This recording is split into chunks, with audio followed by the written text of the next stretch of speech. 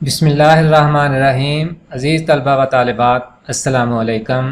Dear students, second year میں Urdu to English translation پر مبنی 15 number کا ایک سوال سالانہ پیپر میں آتا ہے۔ یہ ایک ان سین پیراگراف ہوتا ہے جو ایگزامینرز کہیں سے بھی سیٹ کر سکتے ہیں، لیکن دیکھا گیا ہے کہ گزشتہ 5 سے 10 سالہ پیپرز میں جو پیرے آئے ہوئے ہوتے ہیں ان میں سے کوئی نہ کوئی پیرا دوبارہ اینول پیپر میں آ جاتا ہے۔ لہٰذا اس امید کے ساتھ کہ پچھلے 10 سالہ اپ ٹو ڈیٹ پیپرز میں سے تھوڑی بہت تبدیلی کے ساتھ کوئی نہ کوئی پیراگراف دوبارہ آ سکتا ہے، ہم اردو ٹو انگلش ٹرانسلیشن کا سلسلہ شروع کر رہے ہیں۔ اس کا دوسرا بڑا فائدہ یہ ہوگا کہ کسی بھی کام میں مہارت حاصل کرنے کے لیے عملی پریکٹس بے حد ضروری ہے۔ اس لیے ان میں سے کوئی پیرا آئے نہ آئے، اردو سے انگلش میں ٹرانسلیشن کرنے کا طریقہ ضرور آئے گا، اردو سے انگلش میں ٹرانسلیشن کرنے کا طریقہ ضرور آ جائے گا۔ تو آئیں اردو ٹو انگلش ٹرانسلیشن کا آغاز کرتے ہیں۔ اس سلسلے میں ہر لیکچر 2 پیراگرافز پر مشتمل ہوا کرے گا۔ آگے بڑھنے سے پہلے اگر آپ نے ابھی تک ہمارا چینل سبسکرائب نہیں کیا تو پلیز اس کو ابھی سبسکرائب کریں، ویڈیو کو لائک کریں اور بیل آئیکن کو پریس کر دیں۔ تو چلیں شروع کرتے ہیں لیکچر نمبر 1۔ جی عزیز طلبہ و طالبات، یہ جو پہلا پیراگراف ہے یہ لاہور بورڈ میں 2005 میں فرسٹ گروپ کو آیا تھا۔ چلیے اس کی پریکٹس کرتے ہیں۔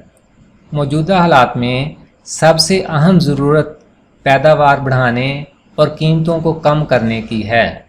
In the present situation, the most important need is to increase production and decrease prices۔ عام آدمی معاشی طور پر پریشان ہے۔ A common person is very upset economically۔ اس کی آمدنی اس کے روزمرہ کے اخراجات سے کم ہے۔ His income is less than his daily expenditures۔ کم آمدنی کے پیش نظر روزمرہ استعمال کی چیزوں کی قیمتیں کم ہونی چاہیے۔ Keeping in view his less income, the prices of things of everyday use should be decreased۔ یہ اسی صورت میں ممکن ہے کہ زراعتی اور صنعتی پیداوار میں زبردست اضافہ ہو۔ It is only possible when agricultural and industrial production is tremendously increased۔ اور لوگ دن رات محنت کریں and the people work day and night۔ جی پیراگراف نمبر 2 شروع کرتے ہیں۔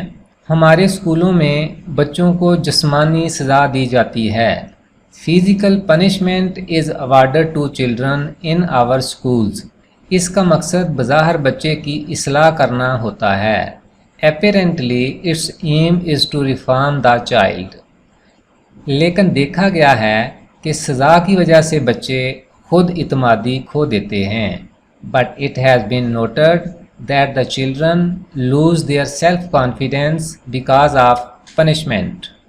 ان میں جارحانہ رویہ پیدا ہو جاتا ہے اور بغاوت کے جذبات پیدا ہوتے ہیں۔ They develop aggressive attitudes and become rebellious۔ نتیجے کے طور پر وہ استاد اور اسکول سے نفرت شروع کر دیتے ہیں اور اسکول جانا چھوڑ دیتے ہیں۔ Consequently, they begin to hate the teacher and the school and stop going to school۔ جی عزیز طلبہ و طالبات، اس کے ساتھ ہی ہمارا یہ لیکچر اپنے اختتام کو پہنچا۔ انشاءاللہ ایک نئے لیکچر کے ساتھ ایک بار پھر حاضر ہوں گے۔ تب تک فی امان اللہ، السلام علیکم ورحمۃ اللہ۔